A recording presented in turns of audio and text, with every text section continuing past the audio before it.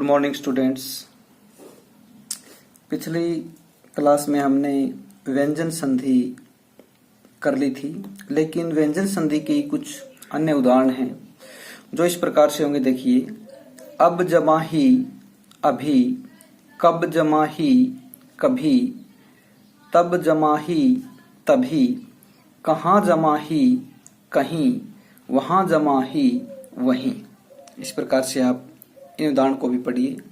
अब हमारी व्यंजन संधि यहाँ समाप्त हो जाती है और अब हम शुरू करते हैं विसर्ग संधि। विसर्ग संधि किसे कहते हैं? विसर्ग के बाद कोई वर्ण आने पर उनके मेल से जो विकार होता है उसे विसर्ग संधि कहते हैं। आप कह सकते हैं कि विसर्ग के बाद कोई स्वर या व्यंजन, यानी कोई वर्ण का मतलब है कोई स्वर या व्यंजन आने पर उनके मेल से जो विकार होता है उसे विसर्ग संधि कहते हैं। जैसे नमः जमा ते बन जाएगा नमस्ते, नमः जमा ते नमस्ते। अब इसके हम नियम करेंगे तो सबसे पहले इसका नियम 1 देखिएगा। नियम 1 में बताया है कि विसर्ग से पहले ए हो और विसर्ग के बाद भी ए हो तो संधि करते समय विसर्ग का ओ हो जाता है तथा बाद वाले ए का अवगर चिन्ह हो जाता है। जैसे कह जमा अपी, यहां आप देखिएगा कंडीशन में मांगा गया है कि विसर्ग से पहले ए हो, तो विसर्ग से पहले ए है। जब हम कह के टुकड़े करेंगे तो कह जमा ए होगा, तो विसर्ग से पहले ए आ जाएगा और विसर्ग के बाद भी ए है। फिर इसने बताया है संधि करते वक्त क्या होगा, विसर्ग का ओ हो जाएगा यानी क का को बन जाएगा और विसर्ग के बाद वाला जो ये ए है इसका अवगर चिन्ह होगा तो इसका अवगर चिन्ह बना दिएगा। ये बन गया कोपी।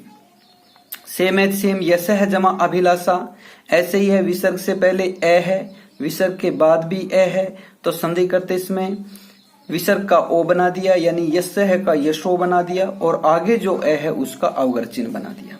उसी प्रकार मनः जमा अनुकूल मनोनुकूल, सेम प्रोसीजर रहेगा इसका भी।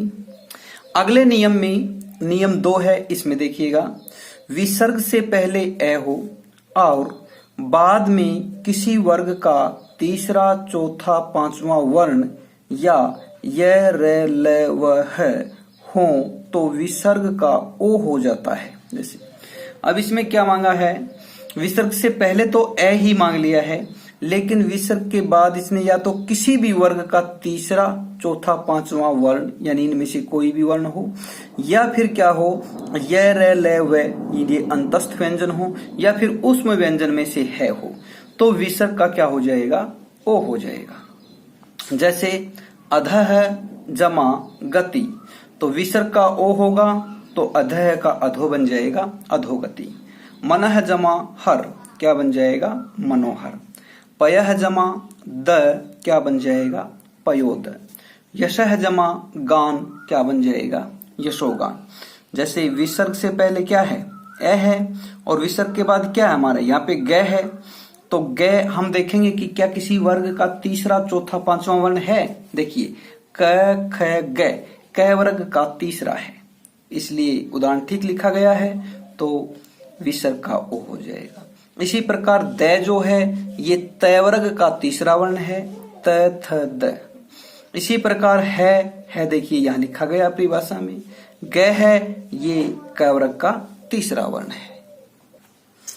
नियम 3 में बताया गया है विसर्ग से पहले ई उ में से कोई स्वर हो और बाद में किसी वर्ग का तीसरा चौथा पांचवा वर्ण या कोई स्वर या फिर य रे ल व है हो तो विसर्ग का र हो जाता है। यहाँ विसर्ग का र बनता है, देखिए आप निजमा बल निर्बल। पहले क्या मांगा, पहले या तो ई हो या फिर उ या ऊ हो, तो यहाँ क्या है ई है तो विसर्ग का क्या हो जाएगा, र हो जाएगा। तो र देखिए यहाँ हलंत बनाया हुआ है, हलंत र कहाँ जाएगा, ऊपर जाएगा तो निर्बल बन गया। आसी ही जमावाद क्या बन जाएगा, आशीर्वाद। दुह जमा गुण क्या बन जाएगा, दुर्गुण। ज्योति ही जमा मय क्या बन जाएगा, ज्योतिर्मय।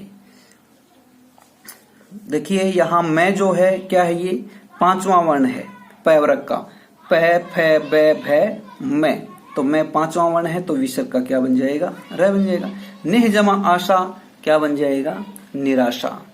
दुह जमा आशा क्या बन जाएगा, दुराशा, क्योंकि आगे कोई स्वर भी मांगा है ना, कोई स्वर। निह जमा अक्षर क्या बन जाएगा, निरक्षर।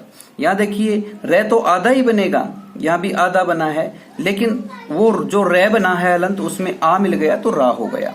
यहाँ रे बना उसमें ए मिल गया तो रे पूरा हो गया।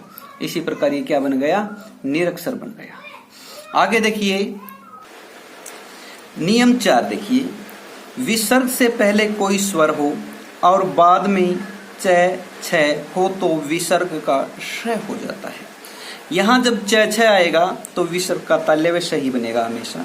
जैसे आह जमा चर्या, विसर्ग से पहले कोई स्वर, तो देखिए विसर्ग से पहले स्वर है आ, तो क्या बन जाएगा, इसका श बन जाएगा। श हलंत है, हलंत आ गया, आस्त्रीय है।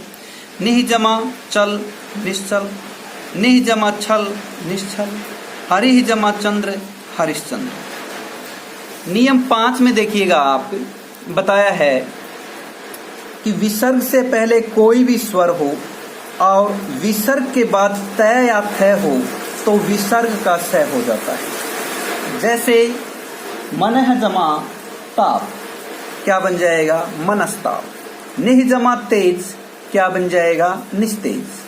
तटह जमा थ क्या बनेगा, तटस्थ। आगे क्या मांगा इसने, विसर्ग से पहले कोई भी स्वर हो, तो कोई स्वर है विसर्ग से पहले, और विसर्ग के बाद तय या थ हो, तो यहाँ भी तय है, यहाँ भी तय है, यहाँ थ है, तो क्या बन जाएगा, विसर्ग का हमेशा स ही बनता है, यानी दंत्य से ही बनता है। नियम 6 में बताया गया है, विसर्ग से पहले ई उ हो और बाद में क ख ट ठ प फ हो तो विसर्ग का श हो जाता है। यानी विसर्ग से पहले या तो ह्रस्व ई हो या ह्रस्व उ हो, और बाद में चाहे क ख ट ठ या फिर प फ हो तो विसर्ग का मूर्धन्य श ही बने। जैसे निह जमा पाप निष्पाप, निह जमा फल निष्फल, निह जमा ठुर निष्ठुर, आवि जमा कार आविष्कार, दुह जमा कर दुष्कर, दुह जमा प्रचार दुष्प्रचार। तो आज के लिए इतना ही। आगे की हम क्लास में संधि का पाठ हम पूरा कर लेंगे। तो आप, मुझे आशा है कि इतना आप अच्छा सा समझ गए होंगे और बड़े अच्छे से आप इसको कॉपी पर भी करते रहें। एक फेयर कॉपी आप लगा लें, उस पे जैसा मैं करवा रहा हूँ, जितने एग्जाम्पल मैं आपको करवा रहा हूँ, सारे के सारे आप उस फेयर कॉपी में उतारते रहें और साथ ही साथ याद करते रहें। आपका दिन शुभ हो। धन्यवाद।